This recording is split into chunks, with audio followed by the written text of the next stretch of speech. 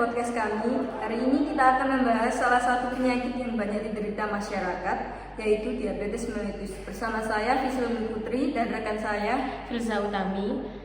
Diabetes adalah kondisi kesehatan yang makin hari makin umum, tapi sayangnya masih banyak informasi yang kurang tepat tentang penyakit ini. Di episode ini, kita akan coba jelaskan dari awal sampai akhir tentang apa itu diabetes, jenis-jenis, gejala, penyebab, hingga cara mengelolanya. Lalu, topik pembahasan pertama ada apa itu diabetes mellitus. Oke, pertama kita mulai dari pengertian dasar. Diabetes mellitus adalah kondisi di mana tubuh seseorang tidak mampu mengatur kadar gula darah dalam darah dengan baik. Ini terjadi karena tubuh kekurangan insulin atau insulin yang ada tidak dapat digunakan secara efektif. Betul, insulin itu sebenarnya hormon yang diproduksi oleh pankreas yang fungsinya untuk membantu sel-sel tubuh kita dalam menyerap glukosa atau gula darah. Glukosa ini adalah sumber energi utama tubuh kita, tetapi kalau kadarnya terlalu tinggi dalam darah, maka bisa menyebabkan berbagai masalah kesehatan. Ada dua jenis utama diabetes mellitus, yaitu yang pertama diabetes mellitus tipe 1 dan tipe 2. Tipe 1 terjadi ketika tubuh sama sekali tidak dapat memproduksi insulin karena sel-sel pankreas yang memproduksi insulin rusak. Biasanya muncul sejak usia muda dan perlu suntikan insulin seumur hidup. Sedangkan diabetes tipe 2 terjadi ketika tubuh tidak bisa menggunakan insulin secara efektif. Ini lebih sering terjadi pada orang dewasa, meskipun sekarang juga ditemukan pada remaja dan anak-anak karena gaya hidup yang kurang sehat. Topik pembahasan yang kedua ada gejala dan faktor resiko diabetes. Sekarang kita masuk ke bagian gejala. Gejala umum diabetes yang perlu diwaspadai antara lain adalah sering haus, sering buang air kecil, mudah lapar, serta badan yang menurun tanpa sebab yang jelas. Benar, selain itu bisa juga muncul gejala lain seperti mudah lelah, pandangan kabur, luka yang sulit sembuh, dan infeksi berulang. Namun, banyak orang dengan diabetes tipe 2 yang tidak menunjukkan gejala sampai penyakitnya sudah parah.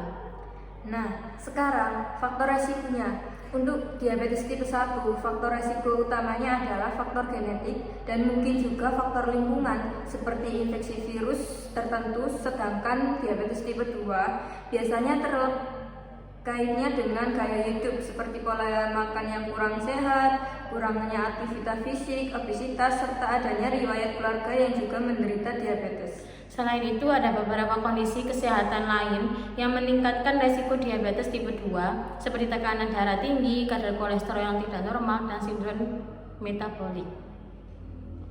Yang ketiga, kita akan membahas tentang diagnosis dan pencegahannya. Bagaimana seseorang tahu apakah dia menderita diabetes atau tidak? Disinilah pentingnya diagnosis. Biasanya dokter akan memeriksa kadar gula darah melalui beberapa tes seperti tes gula darah sewaktu, tes gula darah puasa atau tes HbA1c. Tes HbA1c ini cukup menarik karena memberikan gambaran rata-rata kadar gula darah selama 3 bulan terakhir. Ini berguna untuk melihat pola gula darah dalam jangka panjang, bukan hanya satu kali pemeriksaan saja. Diabetes memang tidak bisa sembuh total, tapi bisa dicegah dan dikelola. Untuk pencegahan, hal-hal yang bisa dilakukan antara lain menjaga berat badan ideal, menjalani pola makan sehat, rajin berolahraga, dan menghindari rokok dan serta alkohol. Khusus untuk diabetes tipe 2, pola makan yang sehat sangat berperan penting. Mengurangi konsumsi gula, memperbanyak konsumsi serat dari sayur dan buah, serta memilih sumber karbohidrat kompleks seperti beras merah atau gandum utuh dapat membantu menjaga kadar gula darah tetap stabil. Berikutnya kita akan membahas tentang cara mengelola diabetes. Nah, bagi yang sudah diagnosis dengan diabetes, pengelolaan penyakit ini sangat penting agar tidak semakin parah. Untuk diabetes tipe 1, pasien perlu suntikan insulin. Sedangkan pada tipe 2 bisa dimulai dengan perubahan gaya hidup dan kalau perlu obat-obatan oral. Betul, pengelolaan diabetes ini memerlukan disiplin yang tinggi, terutama terkait pola makan. Porsi makan, jenis makanan, dan waktu makanan perlu diatur dengan cermat. Makanan yang mengandung karbohidrat perlu dipilih dengan bijak, karena karbohidrat bisa meningkatkan kadar gula darah. Selain itu, pemeriksaan gula darah secara rutin juga penting.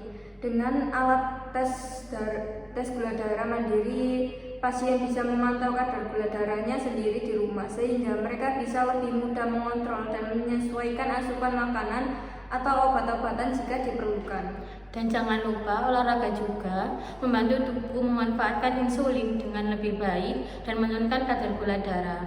Setidaknya aktivitas fisik selama 150 menit per minggu atau 30 menit per hari sudah sangat bermanfaat sekali. Lalu topik selanjutnya kita akan membahas komplikasi diabetes dan pentingnya edukasi. Kalau diabetes tidak bisa dikelola dengan baik, adanya risiko komplikasi yang serius, mulai dari komplikasi pada mata seperti retinopati, penyakit ginjal, masalah saraf, penyakit jantung, hingga amputasi kaki. Iya, dan komplikasi ini bisa sangat menurunkan kualitas hidup. Makanya edukasi mengenai diabetes sangat penting, baik untuk pasien, keluarga maupun masyarakat umum. Paham akan penyakitnya sendiri, bagaimana cara mengelolanya, dan apa saja yang perlu dihindari, bisa membantu pasien menjalani hidup yang lebih sehat dan produktif. Jadi, kita bisa simpulkan bahwa diabetes adalah penyakit kronis yang harus dikelola dengan baik. Pengelolaan diabetes bukan hanya soal obat, tetapi juga soal pola hidup. Edukasi dan pencegahan adalah kunci utama untuk menekan jumlah kasus diabetes. Nah, itu tadi penjelasan kita mengenai diabetes mellitus. Semoga bermanfaat dan bisa menjadi pengingat untuk kita semua akan pentingnya pola hidup sehat. Terima kasih sudah mendengarkan episode ini. Assalamualaikum warahmatullahi wabarakatuh. Wabarakatuh.